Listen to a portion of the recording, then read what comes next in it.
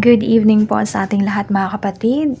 Purihin po ang Diyos sa kanyang pag-iingat sa atin sa buong araw na ito. At atin po ibabalik sa kanya ang karangalan, pasasalamat at papuri. At ngayon po ay mag-aaral na naman tayo sa salita ng Panginoon sa ating evening devotional na makikita natin sa book na Sons and Daughters of God na may title na He Teaches Us. Sabi po sa key text, "The anointing which ye have received of him abideth in you, and ye need not that any man teach you, but as the same anointing teaches you of all things, and is truth, and is no lie, and even as it hath taught you, ye shall abide in him." 1 John 2:27. Sa pagpapatuloy po, sabi dito, "It is the Spirit itself that teaches and enlightens. The most powerful preaching of the Word, the reading of the Scriptures will not be able to transform the character and save souls unless the Spirit works with and through the human agents. The planning and devising must not be of a character to draw attention to self." So, sabi po dito mga kapatid na ang banal po na Espiritu mismo ang nagtuturo at nagbibigay liwanag. So kahit gaano pa po kagaling ang pagpapahayag ng salita at ang pagbabasa ng mga kasulatan, hindi po magiging epektibo sa pag-transform ng character at pagliligtas ng bawat kaluluwa kung hindi tutulong ang banal na Espiritu sa pamamagitan ng mga tao. So ang pagpaplano at pag-iisip ay hindi po dapat naglalayong magbigay pansin sa sarili. The Word is a power, a sword in the hands of the human agent, but the Holy Spirit in its vital power is the efficiency to impress the mind. They shall be all taught of God. It is God that causes the light to shine into hearts. The reason why God can do so little for us is that we forget that living virtue in the Holy Spirit is to combine with a human agent. So, ang salita po ay siyang kapangyarihan at sword sa kamay ng mga tao. Ngunit ang banal na Espiritu ay nagbibigay katuparan sa pag-udyok sa isipan. So, ang Diyos po ang nagpapailaw sa mga puso natin. At ang dahilan kung bakit kaunti lang ang nagagawa ng Diyos para sa mga tao ay dahil minsan nakakalimutan na natin na ang buhay na dulot ng banal na Espiritu ay dapat mag-combine sa mga tao. So, dito po ini-emphasize ang collaboration dapat ng tao at ang banal na Espiritu. Kasi po, kahit gaano pa kagaling ng tao umintindi ng mga bagay-bagay, kung sa kanyang pagbabasa sa banal na salita ay wala pong tulong ng banal na Espiritu, kasi akala ng tao napakagaling niya na, diba? Akala niya napakamatalino na niya. Pero kung wala pong tulong ng Diyos at ng kanyang banal na Espiritu, ay hindi po talaga maiintindihan ng tao ng mabuti ang kanyang binabasa. With the great truth we have been privileged to receive, we should, and under the Holy Spirit's power, we could become living channels of light. We could then approach the mercy seat and, seeing the bow of promise, kneel with contrite hearts and seek the kingdom of heaven with a spiritual violence that would bring its own reward. We would take it by force as did Jacob. So, pinapakita po dito mga kapatid na ang kahalagahan po ng pagiging bukas at maayos na instrumento ng liwanag sa ilalim ng impluwensya ng banal na Espiritu. Sa pamamagitan nito, maaari nating lumapit sa Diyos ng may tapat na puso. Tsaka magtiwala sa kanyang mga pangako. So, ang paglalarawan kay Jacob ay nagpapakita na ang masigasig na pananampalataya at panalangin ay maaaring magtagumpay at magdulot ng biyayang espiritual.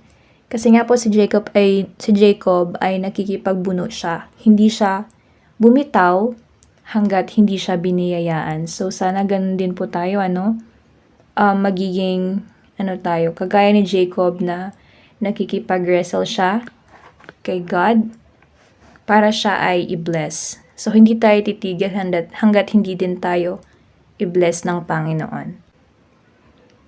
At kailangan lang din po natin na ipapakumbaba ang ating mga sarili sa Panginoon. Tsaka, huwag natin isipin na magaling na tayo, 'di ba? Kasi paano niya tayo bibigyan kung feeling natin meron na tayo ng bagay na 'yon. So, ipagdarasal natin palagi na bigyan niya tayo ng mapagkumbaba at madaling turuan na puso. 'Di ba dapat kasi teachable tayo?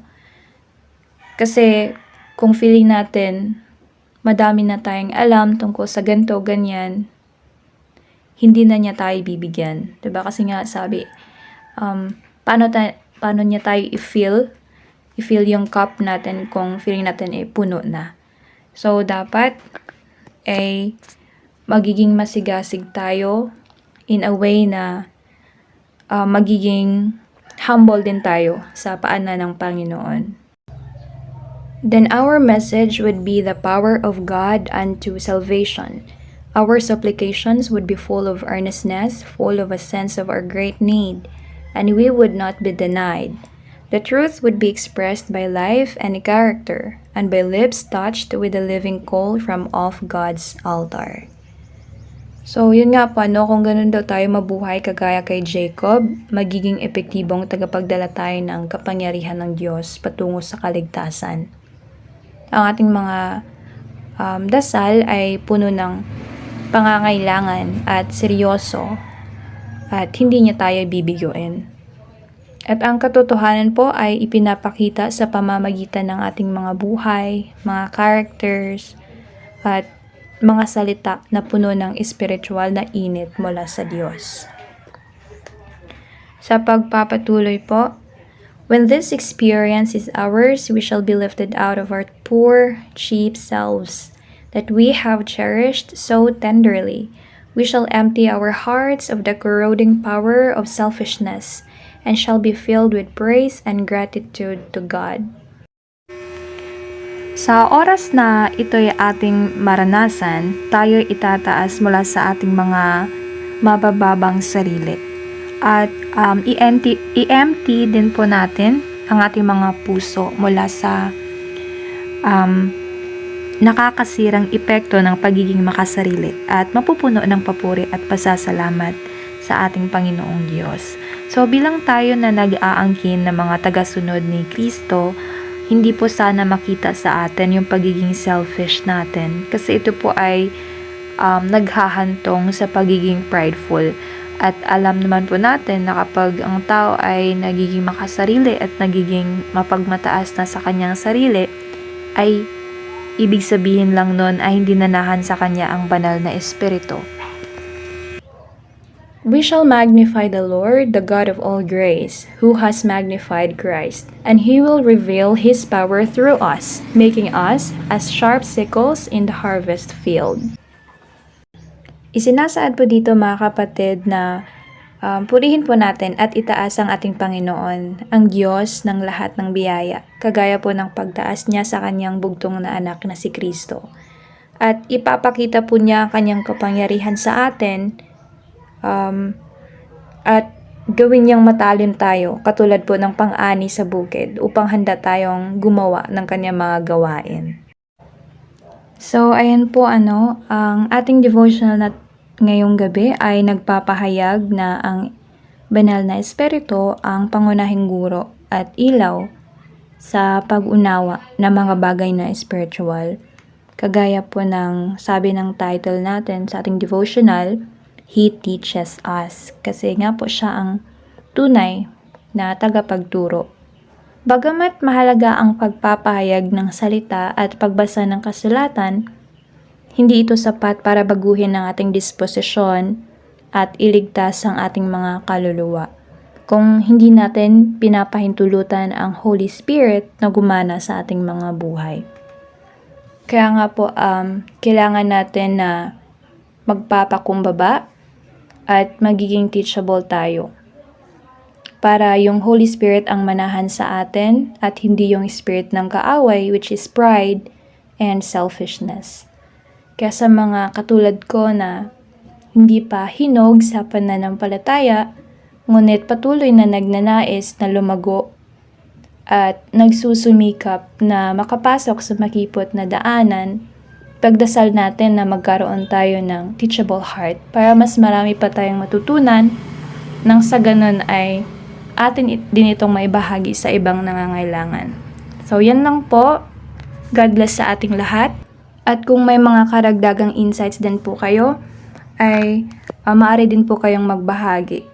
So, good evening po at purihin po ang Diyos.